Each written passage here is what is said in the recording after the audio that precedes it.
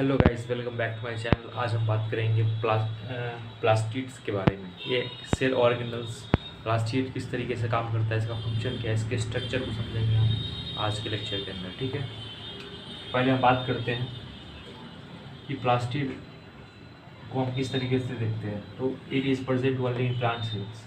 Plant cells के अंदर ये मिलते हैं प्लास्टिड। ठीक है, ये प्लास्टिड एक सेल ऑर्गेनल्स है जो कि सिर्फ प्लांट सेल के अंदर मिलते हैं। There are two types of plastids. अब प्लास्टिड दो तरीके की हो सकती हैं। एक होते हैं क्रोमोप्लास्ट, एक होते हैं लीकोप्लास्ट। क्रोमोप्लास्ट का मतलब होता है कलर्ड प्लास्टिड्स एंड लीकोप्लास्ट का मतलब है कलरलेस और वाइट प्लास्टिड। तो प्लास्टिड दो तरीका का होता है, एक होता है क्रोमोप्लास्ट, एक होता है लीकोप्लास्ट। क्रोमोप्लास्ट कलर्ड प्लास्टिड, लीकोप्लास्ट कलरलेस या फिर वाइट प्लास्टिड होते हैं। ये जो प्लास्टिड के अंदर जो कलर आती है वो कहाँ से आती है? तो वो आती है पिगमेंट से। पिगमेंट्स, प्लास्टिड्स के अंदर पिगमेंट्स होते हैं जो कि इन्हें कलर देती है। और जो अगर इसके पास हम बात कर सकते हैं कलर्ड प्लास्टिड्स के बारे में, तो कलर्ड प्लास्टिड हो गए क्रोमोप्लास्ट। तो इसके पास क्या हुआ, बहुत सारे कलर्ड पिगमेंट्स होते हैं। ठीक है, और लीकोप्लास्ट के अंदर पिगमेंट एब्सेंट होते हैं, पिगमेंट नहीं होते हैं, present only in, it is present only in chromoplast. ठीक है, plastids containing the pigment chlorophyll are known as chloroplast. Plastid containing the pigment chlorophyll, ऐसा प्लास्टिड जिसके अंदर क्लोरोफिल हो उसे हम बोल सकते हैं क्लोरोप्लास्ट।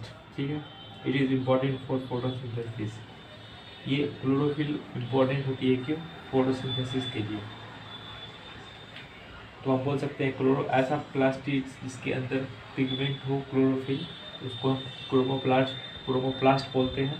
और it is important for photosynthesis. Photosynthesis हो जो एक प्रोसेस हो, फोटोसिंथेसिस ये सेल के अंदर होती है। तो ये फोटोसिंथेसिस कहाँ पे होती है? तो ये क्लोरोप्लास्ट में होती है। और किसके कारण होती है? क्लोरोफिल के कारण होती है। इसलिए क्लोरोफिल बहुत इंपॉर्टेंट है फोटोसिंथेसिस में। इसके एग्जांपल हम बात करेंगे कि क्लोरोफिल जो है वो फोटोसिंथेसिस के लिए बहुत इंपॉर्टेंट फैक्टर है, बहुत इंपॉर्टेंट रोल प्ले करती है वो पिगमेंट फोटोसिंथेसिस के लिए, क्लोरोफिल। और ऐसे प्लास्टिड्स जिसके अंदर क्लोरोफिल हो उसको हम क्या बोलते हैं? Chloroplast. It is important for photosynthesis. समझ में आ गया हम लोग को? ठीक है, chloroplast also contain various yellow और orange pigment in addition to chlorophyll. Chloroplast जो होते हैं उसके अंदर क्या होते हैं? ऑल्सो कंटेन वेरियस, ये जो क्लोरोप्लास्ट है जिसके अंदर पिगमेंट मिल रही थी क्लोरोफिल, उसके साथ साथ और भी बहुत तरीके से दूसरे तरीके के पिगमेंट्स हो सकते हैं विच कंटेन वेरियस येलो और ऑरेंज पिगमेंट्स। और येलो से लेके ऑरेंज पिगमेंट्स हो सकते हैं in addition to chlorophyll. Chlorophyll के अलावा इसके अंदर अदर तरह के येलो और ऑरेंज पिगमेंट मिल सकते हैं। ठीक है, leucoplast in which material such as starch, oil and protein granules are stored. अब ये जो ल्यूकोप्लास्ट है, हम लोग क्लोरोप्लास्ट की बात कर लिए, अब ये ल्यूकोप्लास्ट क्या होते हैं? It helps in the leucoplast क्या करते हैं? Leucoplast are primarily organs in which, इसके अंदर स्टोरेज का काम हो सकता है, जैसे कि starch, oil, protein granules are stored.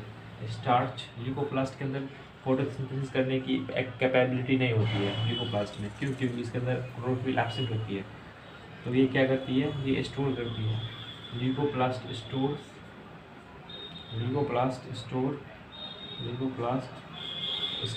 Material such as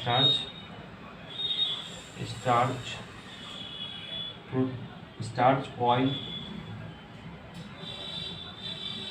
and protein granules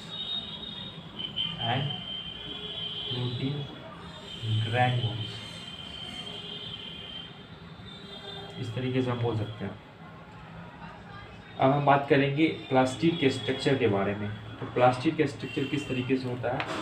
तो ये सेल के अंदर इसका स्ट्रक्चर इस तरीके से होता है कि वो numerous The internal organization of the plastids consists of numerous membrane layer embedded in material called the stroma. ठीक है. The internal organization of the plastid consists of numerous membrane layer embedded in material called stroma. Plastid are similar to mitochondria. ये जो plastid है इसका जो structure है वो similar to mitochondria. आप बोल सकते हैं structure of plastid is similar to mitochondria. ठीक है, similar to mitochondria in external structure. Structure of plastid is similar to mitochondria in external structure.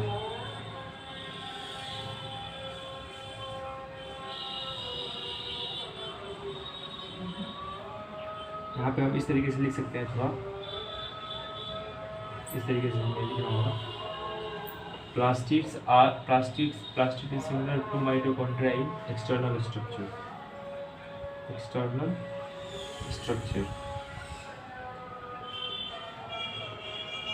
और हम ये भी बोल सकते हैं कि like mitochondria plastid also have their own DNA and ribosomes. इनके पास लाइक माइटोकॉन्ड्रिया इनके पास क्या होते हैं, their own DNA. It has their own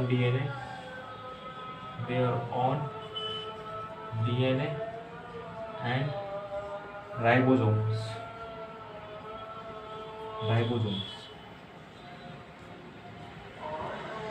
बस इतना ही आपके लिए बहुत हो गया.